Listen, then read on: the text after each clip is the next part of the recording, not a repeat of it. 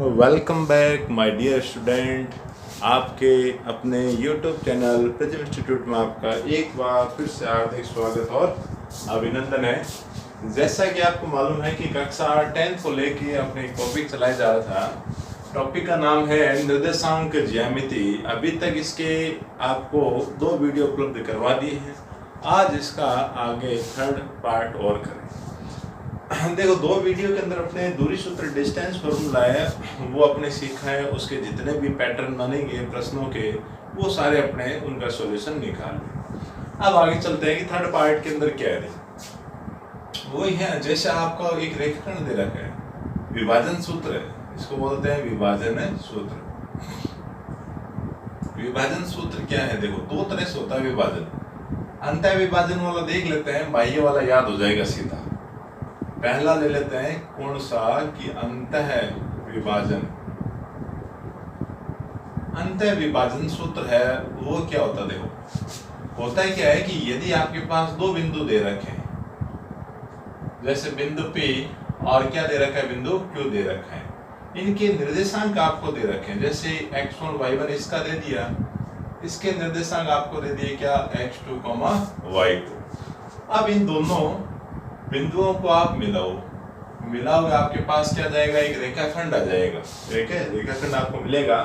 प्रश्न ये पूछेगा कि बिंदु P तथा Q को मिलाने वाले रेखाखंड को एक बिंदु R m अनुपात n में विभाजित करे तो बिंदु किसका, R का निर्देशांक आप ज्ञात कीजिए। तो देखो, R के निर्देशांक आपको निकालना है। वो कैसे निकलेंगे? देखो, करना क्या है, कुछ नहीं करना। किसी भी बिंदु के निर्देशांक आप निकालते हो तो देखो 2 कोऑर्डिनेट होते हैं, एक तो x वाला, एक क्या होता है y वाला। 2 निर्देश होते हैं, एक x और एक होता है y। तो r के निर्देशांक निकलेंगे कैसे? काम क्या करना है, पहले x वाला निकालते हैं, इस m की मल्टीप्लाई इधर वाले x के साथ करवाएं भाई। तो क्या आया, mx2 आ गया ना। फिर जोड़ेंगे, इधर वाले n की मल्टीप्लाई इधर वाले x के साथ करवाएंगे, क्या लिखेंगे, nx1 बट्टे में दोनों अनुपातों का योग करवा दे, m प्लस n। इसी प्रकार देखो, y कोऑर्डिनेट फिर निकालोगे तो m की मल्टीप्लाई इधर वाले y के साथ करवाओगे, तो क्या आया, my2 फिर प्लस इधर वाले n का मल्टीप्लाई इस y से आप करवाओगे तो क्या आएगा, ny1 बट्टे में अनुपातों का योग आप करवा दें, m प्लस में n आप करवा दें। ये आगे किसके, बिंदु R के निर्देशांक आ गए। तो अंतः विभाजन में सीधा सूत्र याद रखना है। याद क्या रखना है? देखो, वर्किंग मेथड मैंने आपको समझा दिया कि x और y के मान आपको निकालने के लिए m की मल्टीप्लाई उधर वाले बिंदु से और n की मल्टीप्लाई इधर वाले से करवानी है, और नीचे अनुपातों का योग आपको दोनों के नीचे रखना है। सेकंड आता है बाह्य विभाजन। देखो, बाह्य विभाजन नहीं होता, उसको विभाजन बनाया जाता है। कैसे, किस प्रकार से बनाते हैं?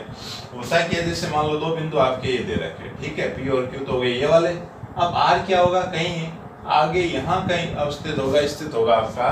इसको आप जैसे यहाँ से ज्वाइंट करवाओगे तो ये मान लेते हैं यहाँ से लेके ये है ना, ये तो आपका m हो गया, और ये वाला रेशो आपका क्या आ जाता है, n आ जाता है। उस समय R के जो कोऑर्डिनेट निकाले जाते हैं उनमें करना क्या, देखो, अपने को निकालने की आवश्यकता नहीं है, सिर्फ अंतः विभाजन वाला सूत्र है ना, उसमें प्लस की जगह आप माइनस करवा दो तो क्या आ जाएगा, देखो, mx2 minus nx1 m minus n। इसी प्रकार my2 माइनस ny1 बट्टे में क्या आ रहा है, m माइनस n। तो ये फॉर्मूला आपका हो गया किसका, बाह्य विभाजन का सूत्र आ गया आपके पास। अब चलते हैं स्पेशल केस है, विशेष स्थिति। विशेष स्थिति इंपॉर्टेंट भी है। विशेष स्थिति क्या है? क्या है विशेष स्थिति? विशेष स्थिति यह है कि यदि R किसका, PQ का मध्य बिंदु,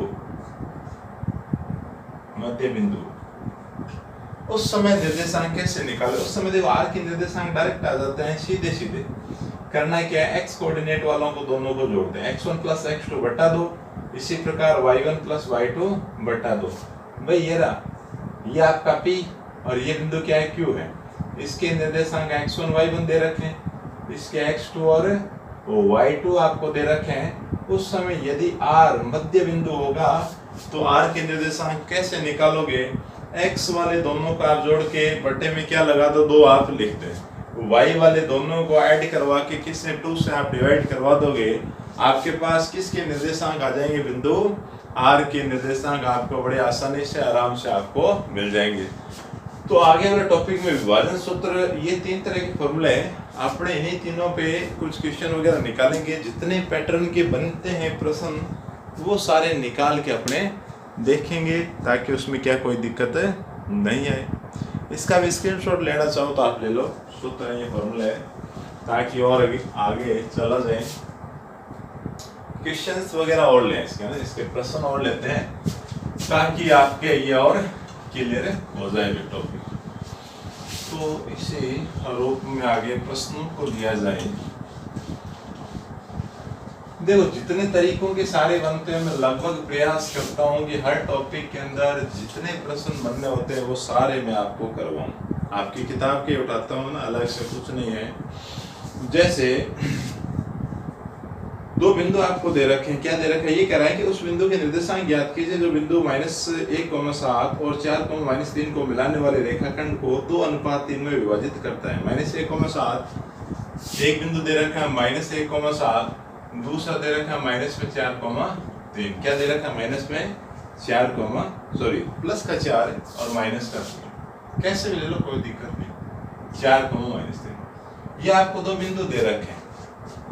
ये कह रहे हैं कि बिंदु P और बिंदु Q को मिलाने वाले रेखाखंड को एक बिंदु R किस अनुपात में, 2:3 में, किसमें 2:3 में विभाजित करें तो आप किसके, बिंदु R के निर्देशांक ज्ञात कीजिए। तो प्रश्न में सिर्फ ये बिंदु दे रखे हैं और अनुपात लिखा हुआ है ऐसे 2:3 में ये विभाजित करें।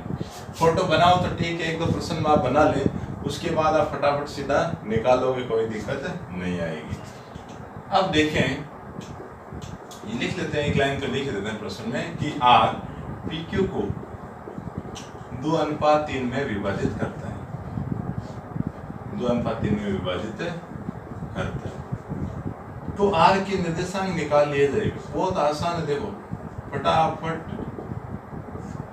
निकल जाएंगे, ज्यादा टाइम नहीं लगेगा। करते क्या, देखो पहले x वाला निकालेंगे, तो पहले x वाले काम में लेंगे। इस 2 की गुणा इधर वाले x वाले के साथ में करो, तो उधर क्या लिखा हुआ है 4, फिर जोड़ना है। 3 की गुणा इधर -1 के साथ में, तो 3 -1 आ गया ना, तो ब्रैकेट में रख दो, कोई दिक्कत नहीं। नीचे अनुपातों को जोड़ के रखना है, 2 + 3। इसी प्रकार y कोऑर्डिनेट फिर ले लो कि 2 की गुणा इधर वाले y से, तो 2 की गुणा किससे होगी, -3 से, फिर प्लस 3 की गुणा इस 7 से, तो 3 गुणा 7। बट्टे में क्या करना है, अनुपातों का योग आपको रख देने। अब इनको भाई जोड़े घटाएं, 4×8, ये प्लस और ये गुणा के -3, तो -3 आ जाएगा आपका सीधे। बट्टे में क्या आ गया, 5।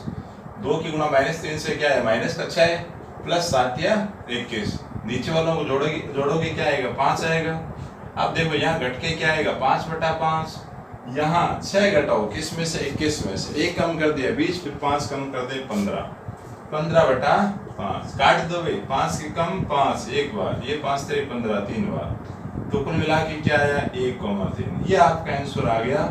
बिंदु R के जो निर्देशांक है वो आपको मिल चुके हैं। तो देखो बहुत ही आसान प्रश्न है, करना कुछ नहीं, आपको ये काम करवाना है कि एक बिंदु P और Q मिलेगा, बिंदु R के निर्देशांक निकालने जो इसे 2:3 में विभाजित करेगा, तो 2 की गुणा इधर वाले x के साथ करनी है और 3 की गुणा इधर वाले x के साथ कर देनी है, बटा अनुपातों का योग आपको रखना है।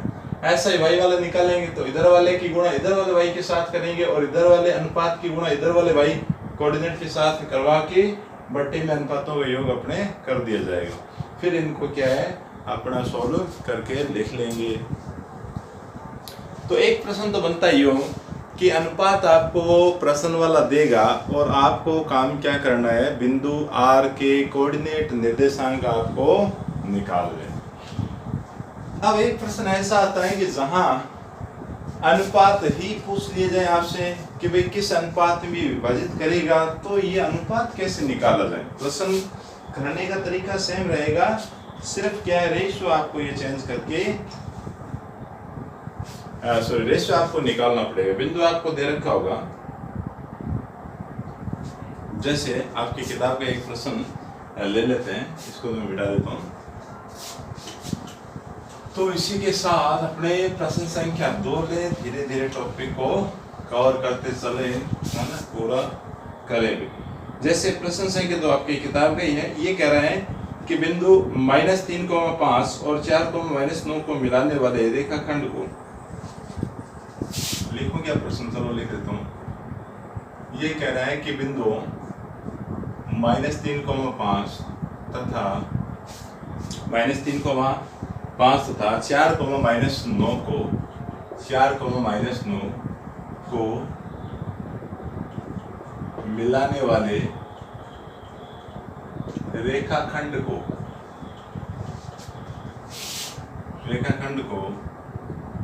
एक बिंदु,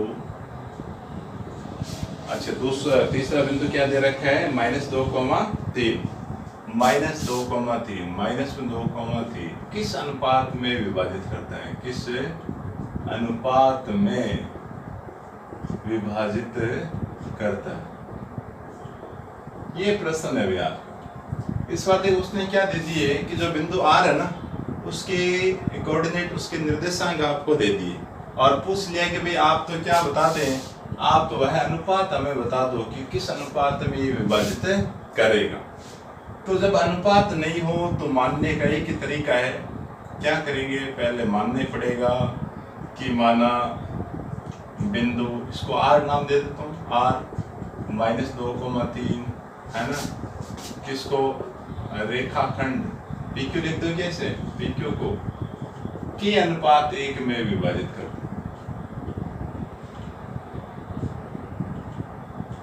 अच्छा, हमेशा यही मानना, आपको क्या लेना है, K/1 आपको लेना है। जब आप ये मानोगे तभी आपका आंसर आएगा। मैं आपको फिर समझाऊंगा कि K/1 ही क्यों लेते हैं। अब जैसे बिंदु P तो आपको क्या दे रखा है, -3,5, मैंने इसको P लिया है, इसको मैंने क्या ले लिया, Q मैंने ले लिया। अब होता यह है कि अनुपात आपको दे रखा है, दे नहीं रखा है, अनुपात आपने क्या कर लिया, मान लिया, ये अनुपात आपने मान रखा है। आप अपनी ओर से बिंदु R के निर्देशांक खुद ज्ञात करें, इसने दिए, बाद में काम में लेंगे। आप बिंदु R के निर्देशांक निकालेंगे, R के निर्देशांक, वही तरीका है, ये अनुपात तो K की गुणा, मैं नहीं समझ आ रहा तो K यहाँ छोटा सा यहाँ लगा लो, K अनुपात है तो K की गुणा इधर वाले के साथ में क्या आएगा, 4 × K, फिर प्लस 1 की गुणा इधर -3 से, तो 1 गुणा -3 बट्टे में अनुपातों का योग कर लिया। इसी प्रकार K की गुणा इधर वाले y से, तो K × माइनस में 9, फिर प्लस 1 की गुणा 5 से, तो 1 गुणा 5 बट्टे में K+1। थोड़ा सा इसको हल करवा देते हैं, ज़्यादा संख्या तो नहीं आएगी। ये 4K और माइनस का 3 आ गया, नीचे क्या आया, K+1। इसी प्रकार ये माइनस का 9K और प्लस में क्या आ गया, 5/K+1। अपने R के निर्देशांक क्या निकाले हैं, R के निर्देशांक निकाले ही है। प्रश्न वाला क्या दे रहा है ये, और बिंदु क्या है, बिंदु सेमित है, R तो सेमी बिंदु है ना, तो ऐसा तो नहीं ये अलग है, तो ये दोनों क्या है, एक ही बिंदु के निर्देशांक है। इसका मतलब इन दोनों को आपस में क्या रखते हैं, बराबर आप रख दो। तो इसका मतलब क्या हो गया कि भाई 4K - 3 बट्टे में K+1 माइनस में 9K+5 बट्टे में K+1, सामने क्या रखा, -2,3। अब देखो काम क्या करना है, जब आप इनको बराबर रखोगे तब आपके पास K का मान आएगा।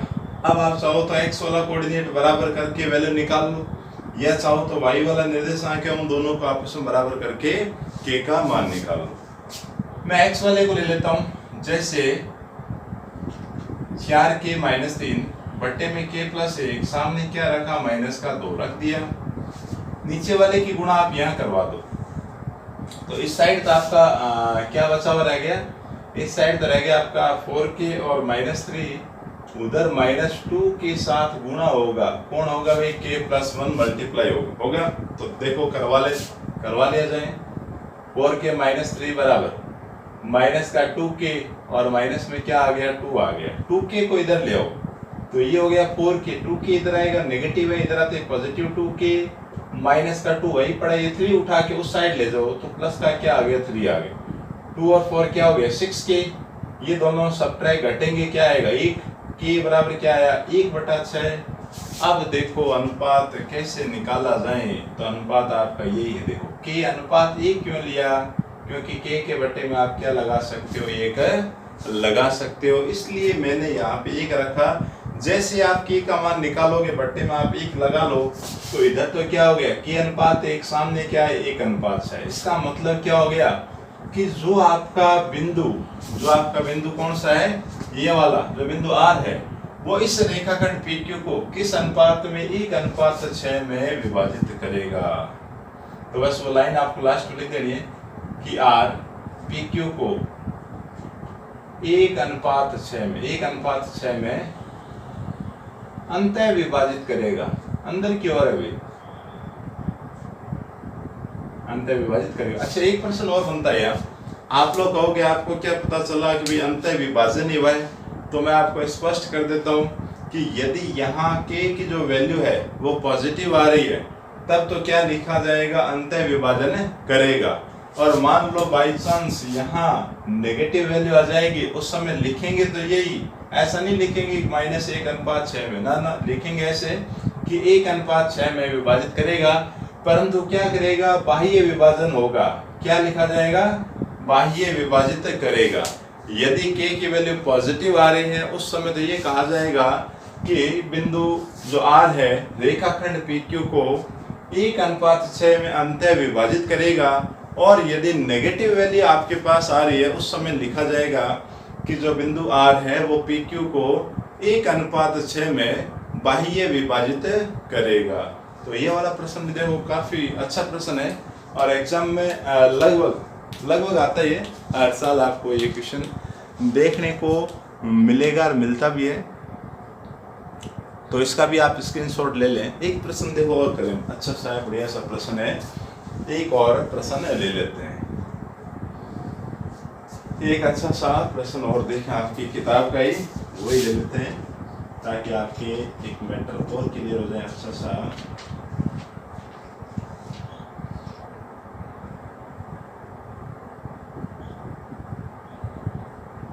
कई बार क्या होता है कि आपको जैसे एक व्रत वाला ही मैं समझो उसमें सारा क्लियर हो जाएगा। कई बार क्या होगा जैसे आपको अनुपात मालूम, आपको क्या अनुपात रेशियो पता हो, उस समय क्या होगा एक बिंदु उसका एक कोऑर्डिनेट, जैसे मान लो ये सारा दे रखा है, ठीक है ना, अनुपात भी आपको दे रखा है, साथ में क्या कर देगा जैसे ये 5 है, 5 की जगह क्या लिख देगा y और कहेगा y का मान ज्ञात करो, तो वो भी अच्छा प्रश्न है।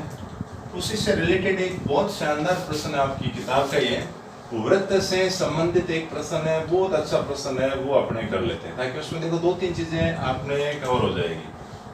एक तो मध्य बिंदु है वो पता चल जाएगा, है ना, एक क्या हो जाएगा निर्देशांक पता लगा लेंगे।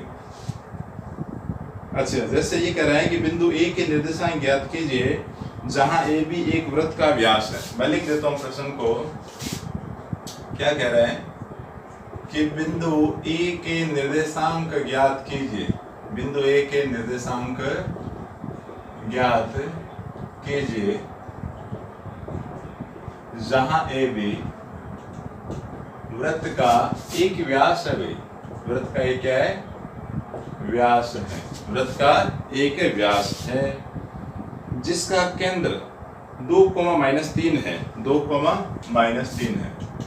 ये कह रहा है कि जिसका केंद्र 2,-3 है तथा B के निर्देशांक कितने हैं 1,4 है। ये वाला प्रश्न आपकी बुक का ही है। तो देखो प्रश्न बड़ा आसान और मजेदार अच्छा प्रश्न है। ये कह रहा है कि बिंदु ए के निर्देशांक आप ज्ञात कीजिए जहां पे ए बी क्या है वृत्त का एक व्यास है जिसका केंद्र दे दिया है आपको 2,-3, साथ में बिंदु बी के निर्देशांक भी दे दी। तो देखो मैं आपको समझा देता हूँ है क्या। ये आपका एक सर्किल है, वृत्त है, वृत्त का ये आपको दे रखा है व्यास, ये व्यास दे रखा है, व्यास का एक सिरा ए और दूसरे वाला सिरा क्या है बी है। अब बी के निर्देशांक आपको मालूम है 1,4 है और साथ में जो इसका सेंटर है, केंद्र है, वो दे रखा है 2, -3। इसको मैं C लिख देता हूँ, C फॉर सेंटर। बिंदु ए के निर्देशांक आपको निकालने हैं, पता नहीं है तो मान लिया जाए कि ए के निर्देशांक क्या x, y है। तो इसी क्रम में देखो आगे चलते हैं, इसका आंसर लिखें। तो जो आपने माना है पहले वो लिख देता हूँ कि माना ए के निर्देशांक x, y है तथा केंद्र C बराबर 2, -3, ये लिख दिए। ठीक है, ये लिखने के बाद में अब देखो काम क्या करवाएं, आप C के निर्देशांक निकालो।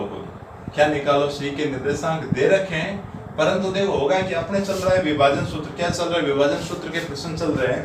आपको करना क्या है, AB एक रेखाखंड है, इसको AC क्या करेगा? विभाजित कराना। तो C के निर्देशांक आप खुद निकालें। आप ये लिखें कि चूंकि C क्या होगा? AB, चूंकि C क्या लिख लेते हैं?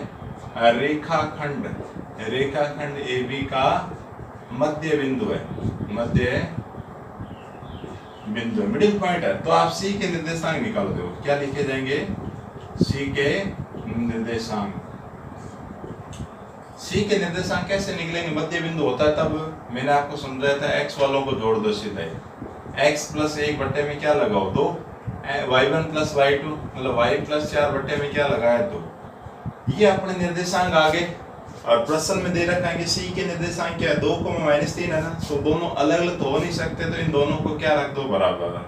बराबर रख लें। x + 1 बट्टे में 2, फिर y + 4 बट्टे में 2 बराबर क्या लिया भाई? 2, -3। यहाँ अनुपात की आवश्यकता नहीं है। आवश्यकता क्यों नहीं पड़ी?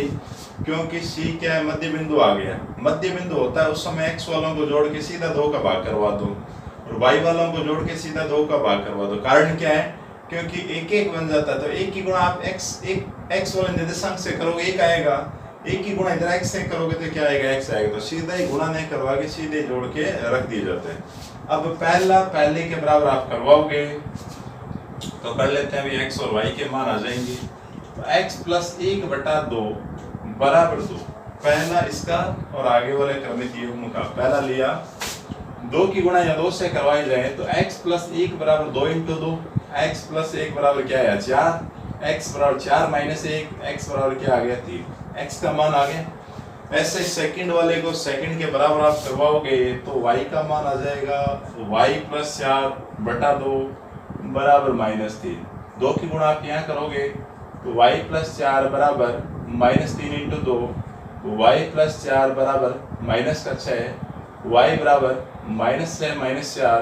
तो y का मान क्या आ गया आपका? जुड़ के -10 आ गया। x और y आ गए। x और y आपने किसको माना था? बिंदु A के निर्देशांकों को माना था। तो A के निर्देशांक आ गए आपके पास। तो ये लिखना है कि आता है किसके? बिंदु A के निर्देशांक। A के निर्देशांक क्या है भाई? 3, -10 है। ये आपका आंसर आ गया। बहुत अच्छा, इंपॉर्टेंट है ना, शानदार प्रश्न है। ये वाला भी अच्छा है, इससे जस्ट पहले करवाया था ना, वो भी बहुत शानदार था, आने लायक है। आपके एग्जाम की दृष्टि से काफ़ी महत्वपूर्ण और अच्छा बढ़िया प्रश्न है। इसको और आप एक बार स्क्रीनशॉट लेना चाहें तो आप ले लें।